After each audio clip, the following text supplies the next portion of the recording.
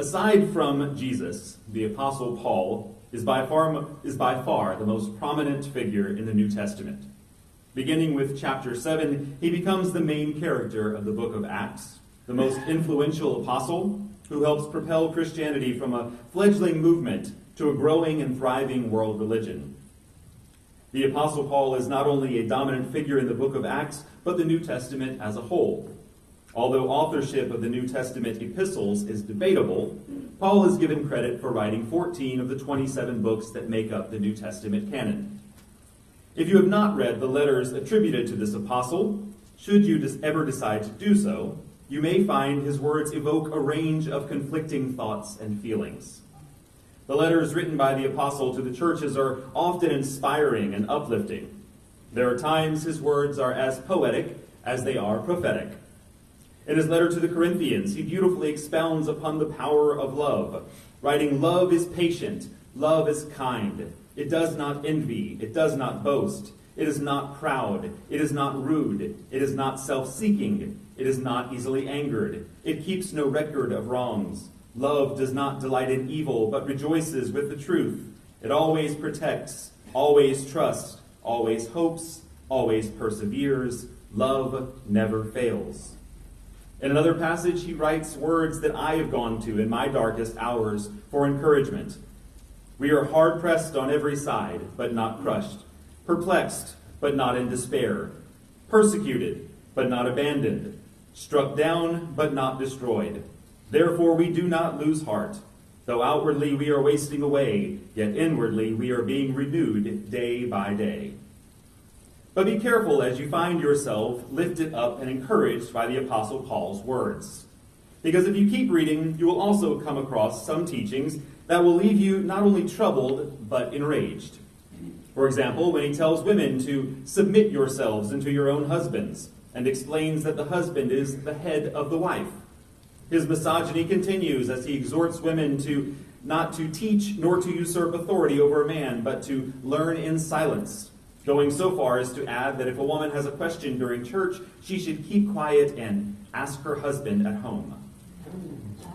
Possibly the most infuriating of the Apostle Paul's writings are his instructions that slaves must obey their masters, and his tacit endorsement of slavery, words that were used to justify the barbaric institution of chattel slavery until recent history. The Apostle Paul's words are indeed a mixed bag, encouraging at times, distressing at others. There are also times his words leave me perplexed. The passage I began by reading to you is one of those examples. It isn't that I don't understand what the Apostle Paul is saying as he describes his transformation from an anti-Christian religious zealot to a Christian zealot. What perplexes me is why he would choose to bring it up at all. Why would he want his unconverted audience, and even more so, his fellow Christian converts and colleagues in the ministry, to know that he at one time was leading the persecution of Christians? Why would Paul intentionally remind the church that when Stephen, the first Christian martyr, was violently stoned to death, it was he who held the coat of the men that cast those stones? One would think this would be a topic the Apostle Paul avoided, so I find it perplexing that he would choose to make it the topic of his sermon. People of my generation will often jokingly express that we are grateful that we were not born any later than we were, because we are the last generation who were able to make mistakes during our adolescence that were not broadcasted and permanently preserved on social media. I am not only thankful that my childhood mistakes were not published on social media, but I am even more grateful that I was not introduced to social media until my late 20s. And even with that being the case, I still sometimes remember that for the last few years of my career as an evangelical minister, I made CDs of the sermons I preached. I recently came across one such relic. Not long ago, a former church member sent me a sermon I preached almost 20 years ago, undoubtedly hoping that I would be convicted by my own words. I listened to it again just last night, and I took a small clip from it that I will play now. Oh, you see, what we've got to realize is that it might look good, and it might look pleasurable, it might look like a good time, it might look like you're living up your early days, it might look just like you're just having a little bit of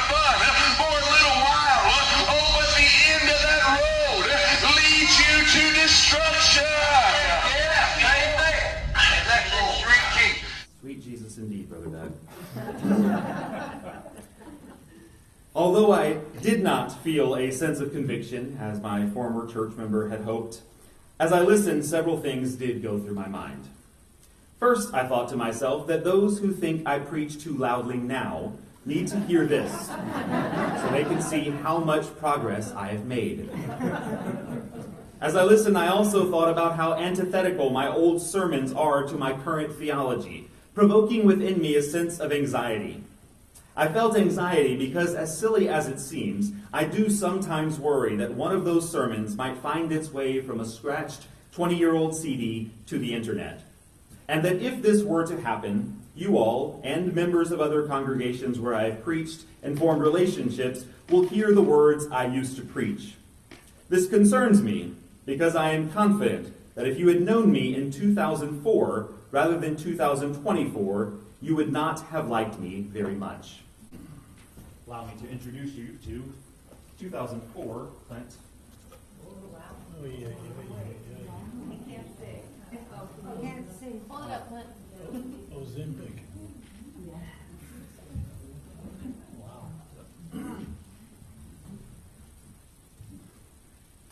The guy in this picture, don't be deceived by his smooth skin and unreceded hairline, or by the smile on his pudgy face.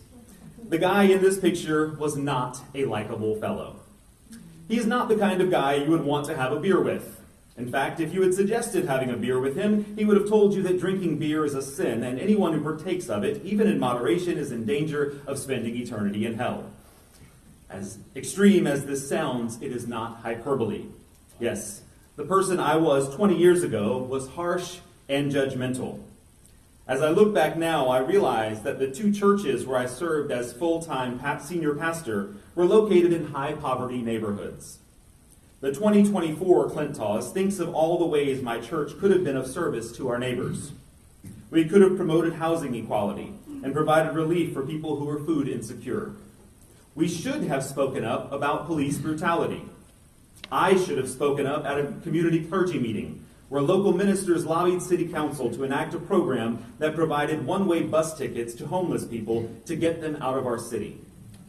But instead of preaching against inequality, I was preaching against women wearing makeup, jewelry, short skirts, or slacks.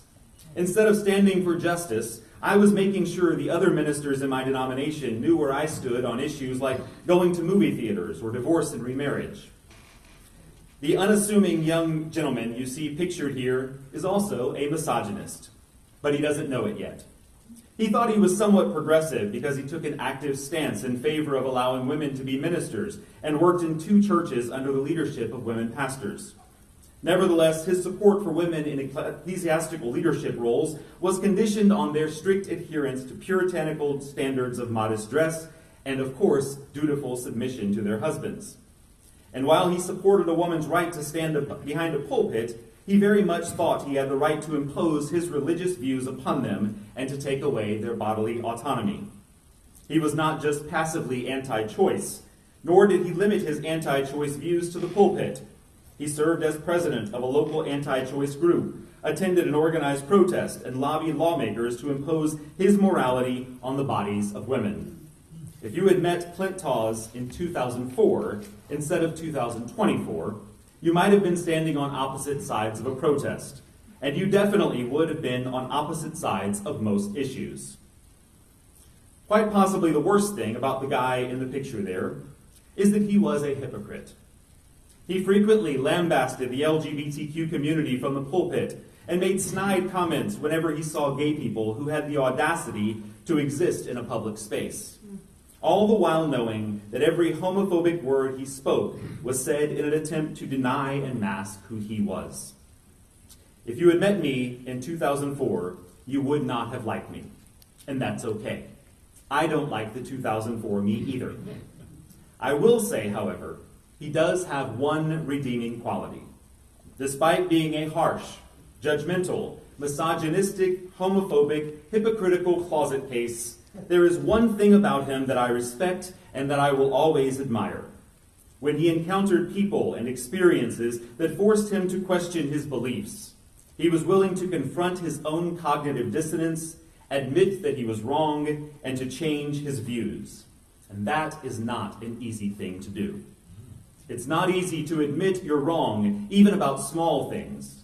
But the young man you see in this picture eventually began to question and doubt what he had been taught, what he believed, and what he preached to others from the pulpit. As doubt turned to disbelief, he found the courage to admit he no longer saw the world the same way, that he had been wrong in his theology, social views, and political beliefs. He admitted he was wrong, even though it meant losing his career, his family, and his friends. I still don't like to talk about this guy, and yet I've devoted a large portion of this message to doing just that. Not to tell you what a horrible person I used to be, but to talk about the beauty of change. I don't think the Apostle Paul especially liked remembering or talking about his past. The sermon he preached in the reading was not really about Saul of Tarsus, persecutor of Christians who wreaked havoc upon the early church. It was about his experience on the road to Damascus, the realization that his purpose, his life's direction, was all wrong, and the ability to change. As I was preparing this sermon, I took time to reflect in an attempt to pinpoint my Damascus Road experience. I immediately identified one experience as my Damascus Road, an experience I have mentioned to you all before in previous messages. But if you happen to have missed it, during my final year as an evangelical minister, a teenager at my church came out to me, and then to his family, and then to the church and everyone else in his life. He came out boldly and unapologetically, not seeking anyone's approval or permission to be himself. The courage I witnessed in this 16-year-old kid without a doubt played a part in my decision to come out the following year. As I continued to reflect, however, I began to think of other moments, other Damascus Road experiences. One such moment occurred when I was a student at the College of Charleston. One day in Jewish American literature class, we began to discuss the novel Call It Sleep by Henry Roth. In the passage we were discussing that day, the protagonist becomes captivated hearing his rabbi read from Isaiah chapter 6, where the prophet sees a vision of God's throne. In this passage, the angels, using tongs, take a burning coal from the fire in heaven and bring it down to the prophet Isaiah, placing it upon his lips to symbolize his forgiveness and calling as a prophet. I had read this scripture numerous times, but never in an academic setting where we were encouraged to read critically. For a moment, I forgot that I was not allowed to question the Bible, and I asked myself, why did the angels need tongs? Can a spiritual entity burn its hands? Did an angel find out the hard way during a previous prophet commissioning, prompting God to call an emergency safety meeting where it was decided that angels must use tongs when transporting fire to the tongues of prophets? And if this coal was so hot that it would maim a spiritual entity that has no flesh, why did it not burn Isaiah's tongue? As trivial as these questions were, this moment was not trivial. This was a Damascus Road moment for me because once I allowed myself to question one thing, I began to question everything.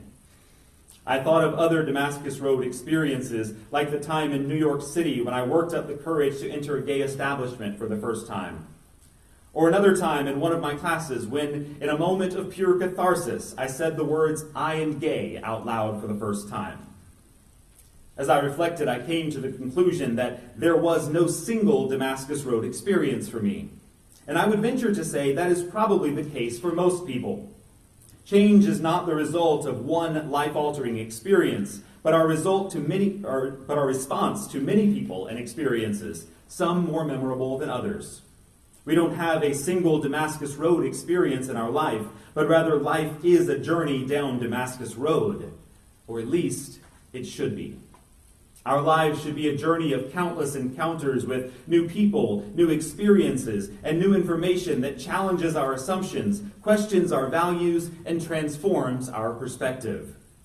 I cannot imagine how sad my life would have been if I had not allowed myself to journey down my own Damascus Road, a road that represents awareness, growth, and transformation, a lifelong pilgrimage towards self-actualization.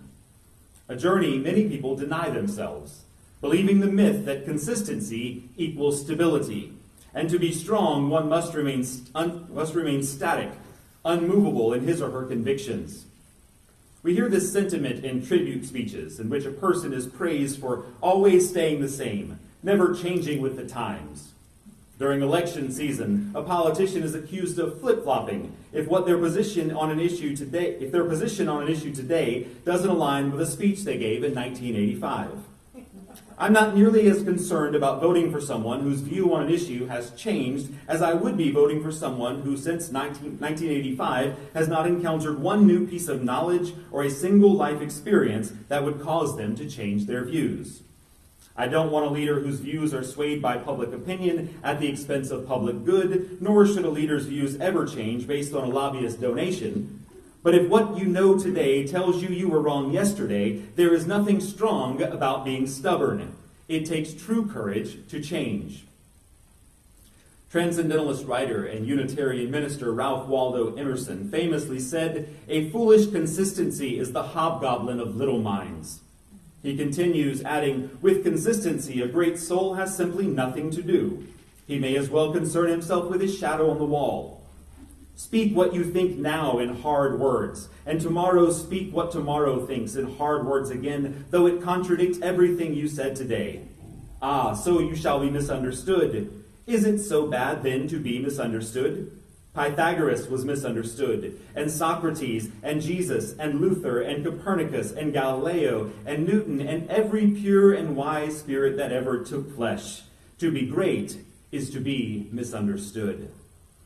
When I read this excerpt, I can't help but think of other pure and wise spirits.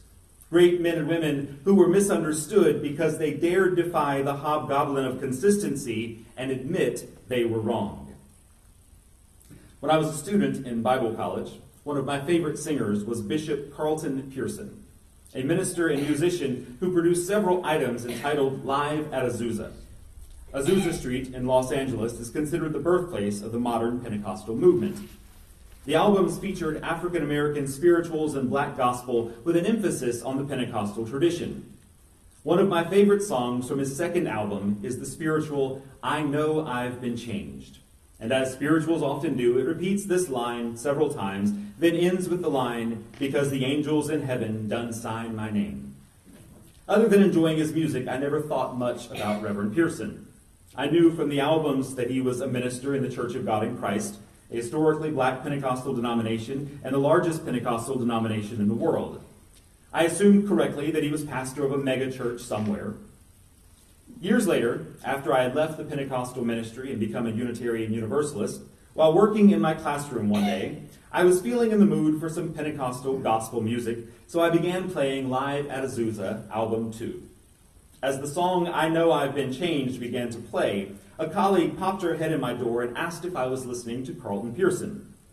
I knew she attended a Pentecostal church, so I wasn't surprised that she was familiar with him. But as she left, she made a comment that puzzled me. She said she used to like his music.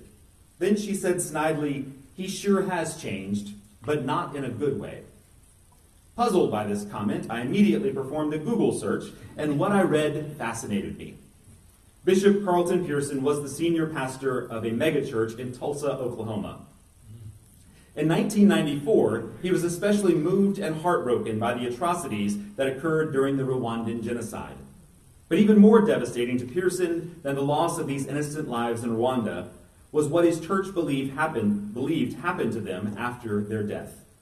The idea that because they were not evangelical Christians, innocent victims of genocide would suffer for eternity in hell shook the core of Pearson's faith.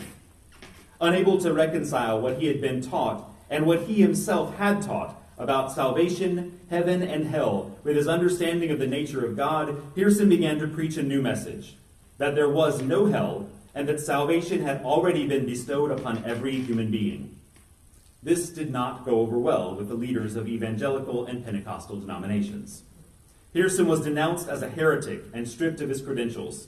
His congregation dropped to half its number. Still, he continued preaching, receiving ordination from the United Church of Christ. But having lost much of his congregation, including wealthy members whose donations had sustained the church, he could not continue to keep the doors open. So he and the remainder of his congregation accepted an offer to have service at All Souls Unitarian Universalist Church in Tulsa. After the 10 o'clock UU service, Bishop Pearson's congregation held service.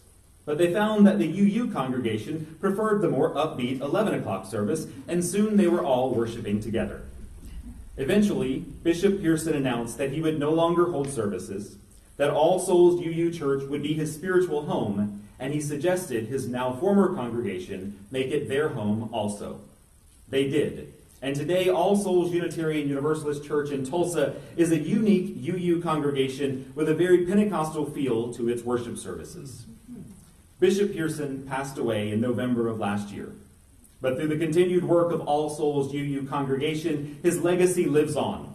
The legacy of a man who was willing to sacrifice everything to say, "I'm wrong," and allow himself to change. If you had asked the guy in the picture here where he would be on the last Sunday of July 2024, he would have answered in the pulpit of a Pentecostal church. And he would have gotten the pulpit part right. Who I was back then never anticipated becoming who I am today.